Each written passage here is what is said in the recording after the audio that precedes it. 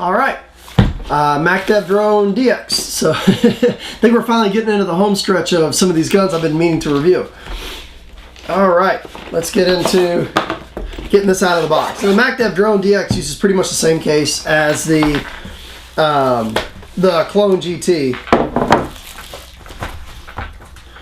And I've read in the forums too, you know, a lot of misconceptions as to whether or not the grip frame was plastic or it was metal. As far as I know, it's always been metal. This one is metal, and I don't think they ever used a plastic grip frame. Maybe that was just a misconception when they first came out. But it is a metal grip frame. There is no plastic parts on this gun. Yeah, eye covers are metal. I mean, with the exception of the macro line, but you know, on the exterior of the gun, this is, you know, solid aluminum all the way around. It's got, you know, great packaging in my opinion. It's got the, you know, it's got a nice toolkit with ball sockets, which are nice for, you know, if you have to go in at an angle, you're not stripping out your screws. Good barrel sock. It comes with a little bit of lube, some O-rings, and also comes with a really nice printed, not on CD, printed color manual that's really nice. And you know, I guess maybe companies are trying to be a little more eco-friendly. I don't really agree with that, because basically all you end up doing is taking the CD and printing it out at your house anyway. But you know, color manuals inside the box are definitely appreciated. In the hands, you know, you wouldn't think that this was a mid-level marker. You know, in your hands, if you were just blindfolded holding this, you know, there's nothing really on this gun to tip you off that it's a mid-level marker. I mean, it feels and holds and points, you know, every bit like, you know, a Droid would, or kind of has that feeling maybe like a Geo2. You know, it definitely, you know, everything about the gun in the hands, definitely it does not tip you off to being a mid-level marker. So, but we'll get into a little bit more of that on the conclusion. It's got the, you know, same clamp and feed neck that's on the GT. It's got the standard, you know, this on-off purge ASA, pretty commonly used ASA, not the most expensive one, but you know, it works pretty well. It's got the MacDev reg, which is great, and it also has an LED board. So let's go ahead and go out and do the efficiency test. We'll come back and take the gun apart, and then we'll do the conclusion. All right, guys, we're about to do the efficiency test on the MacDev Drone DX. I'm here with, what's your name? Mitchell. All right, Mitchell's gonna help us, and so we're gonna do real quick because I'm gonna show you the tank. Looks like we're sitting about 4,200 psi, and tank is it's a pretty cool day today, and the tank does not feel that warm at all. So it's probably about 80-90 degrees. So what we're gonna do is we're gonna chrono it really quick.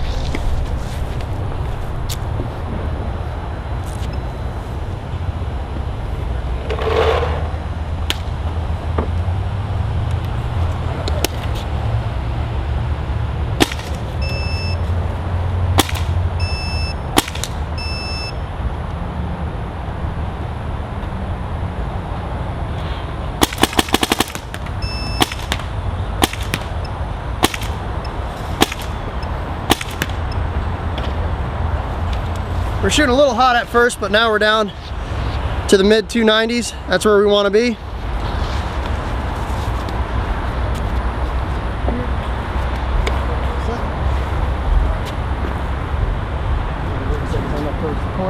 Just keep shooting it. Keep shooting for right ahead.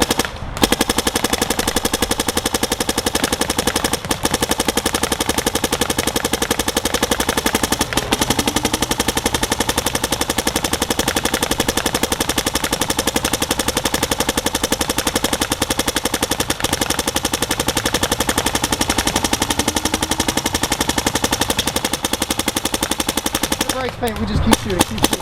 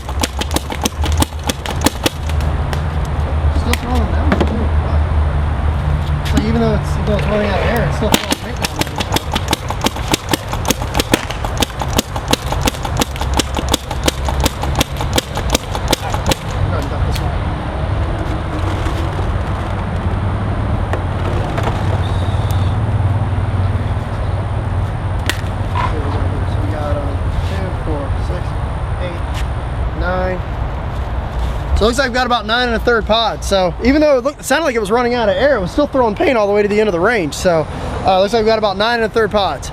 Thank you. Okay, now let's go ahead and take it apart.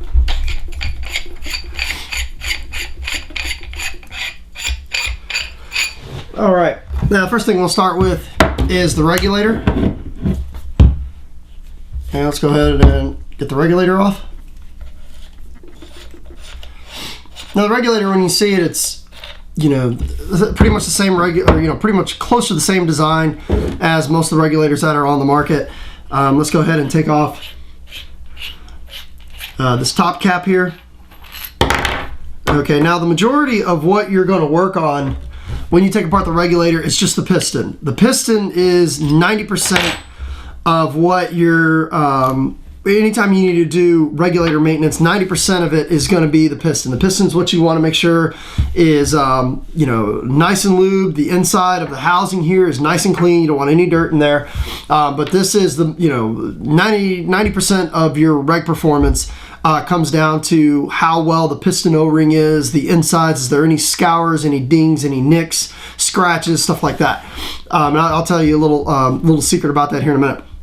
Now down here at the bottom, you know, this basically down here is where your adjustment screw is. You don't really have to get down into this very often. Maybe if you get shot in the regulator, you need to take it apart. Depending if yours is clamped down really hard or not, you may have to take like an adjustable wrench. On both sides of the threading there is a flat spot where you can put an adjustable wrench on there. You put the Allen key in through the bottom, and then you can, you know, unscrew this. But if you just screw it down finger tight, you shouldn't need to do that going forward from the first time you take it apart.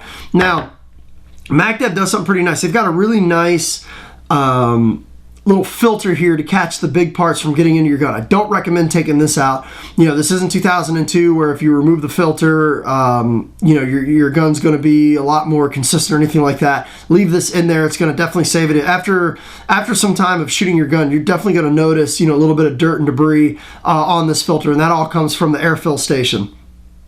So we'll put that back on there. Now here's the swivel piece here. Okay, now here's your reg seat, which is basically kind of like a pencil eraser that this presses up against. And another tip in regards to the reg seat, anytime you're doing any sort of adjustments on your velocity or anything in your, you know, you're at the chronograph, always make sure that you're constantly firing your gun as you either decrease the velocity by tightening it or increasing it by backing it out. You definitely don't want to, let's say you go to the chrono and you're shooting 330 and you know, without shooting the gun, you just crank it down, you know, to try to get it down to shoot like 280. What that's going to do is that's going to end up creasing your reg seat here, and it's going to cause some pretty weird velocity spikes and fluctuations over the chronograph. So anytime you go to the chronograph, make very gradual adjustments and shoot a ton of paint. It's going to really help this reg seat last a long time. Inside here, this is basically just the swivel, and something that I like that they did here was they machined this out a little bit so you could take apart the swivel piece here without taking apart the macro line. If you guys remember, like Planet Eclipse many years ago, the macro line stuck so far in that you couldn't pull it out. So let's go ahead and just throw just a little bit of lube. Now they do come with their own lube inside the box. I'm just using the dye stuff because it's already open. And so let's go ahead and throw a little bit of lube on the inside here. Something that's really nice too, companies have really gotten really good about perfectly sizing the O-rings to whatever the application is. So it's very often that, or not very often, that you're rolling O-rings, putting the gun back together and stuff. So let's move some of this stuff out of the way. Okay, so we're going to go ahead and put this in here. This is the, what do they call this? This is the bottom works. Okay. So we'll go ahead and screw this back in here with the filter.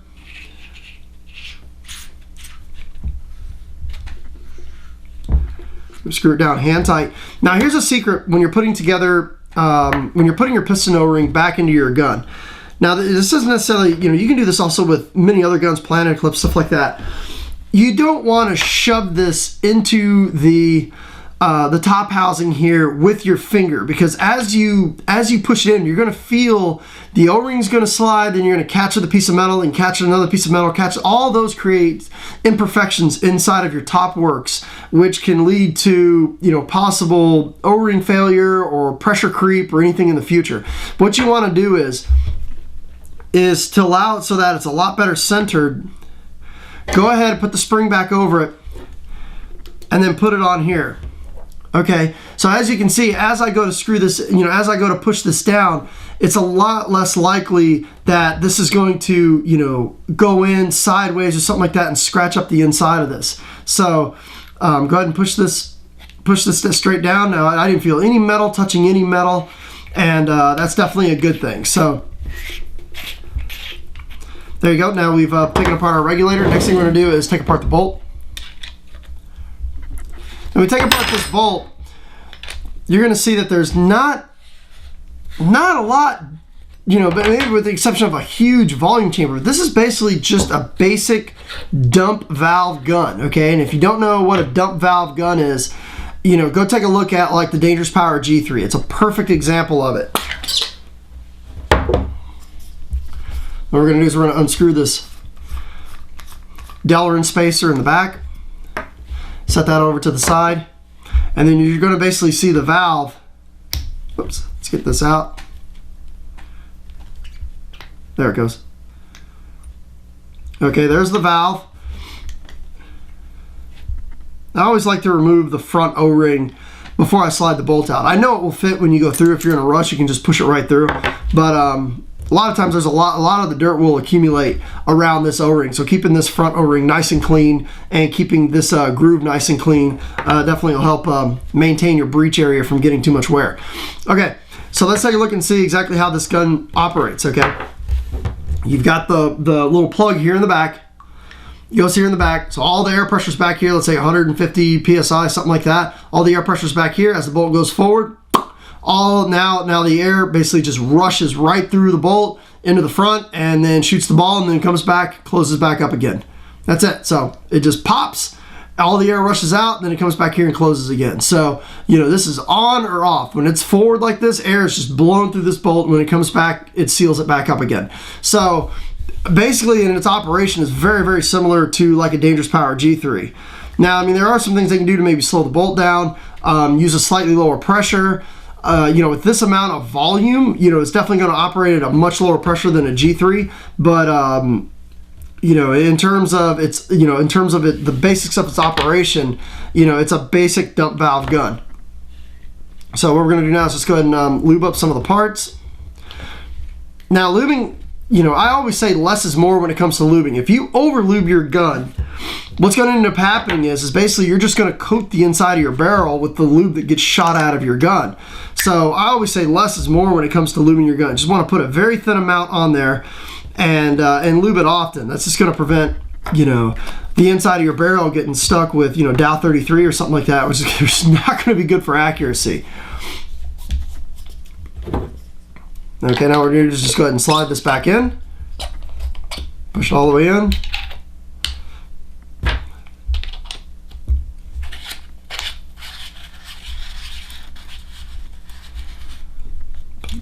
Okay. Let's go ahead and put on the regulator.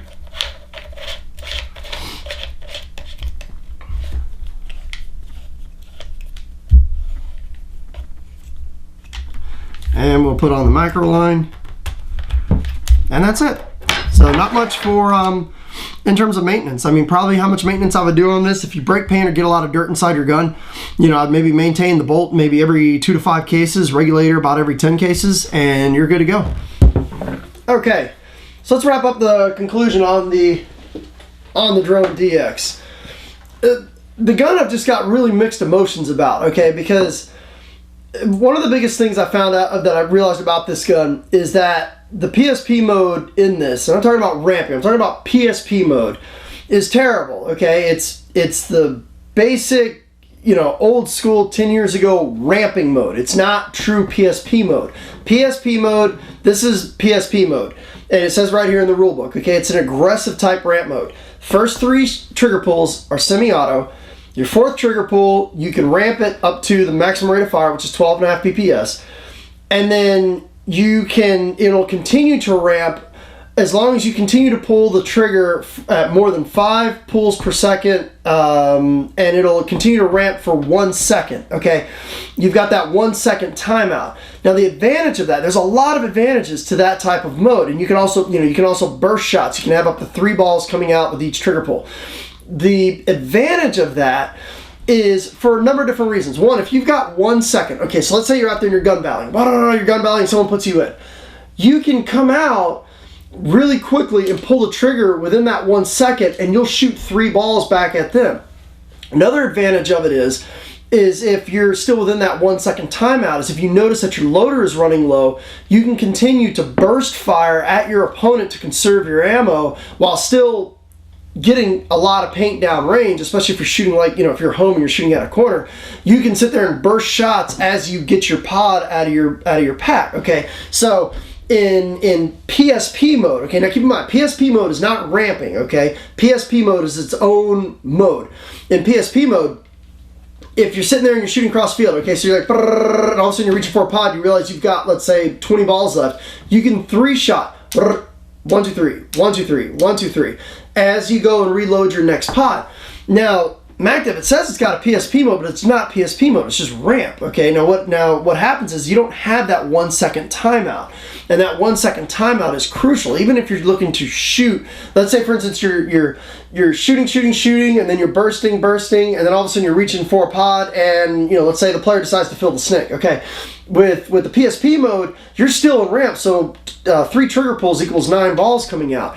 With the MacDev, you don't have the 1 second timeout. So if you're not pulling at a rate faster than 5 pulls per second, it's going to just go to semi-auto. Okay, now what happens is, let's say you're shooting, you're landing, and you start one-fingering the trigger, it goes right back to semi-auto. So instead of 3-shot, it's 1 ball, 1 ball, 1 ball. And if you're battling with somebody and they put you in and you come out to snap shoot, if you both come out and snap shoot at the same time, they're shooting PSP and you're shooting this MacDev PSP mode, they're going to shoot 3 balls at you and you're going to put 1 ball back at them. So I think this is why you haven't seen a lot of these guns out there at the PSP. The stock board is just not competitive for PSP. It's just, I think that 1 second timeout is crucial. MacDev did their homework. They'd realized that's a very important mode, and it's also a very powerful mode, and it's what the PSP allows. It's what most of the tournaments inside of the US use. It's pretty much the standard rules in terms of ramping.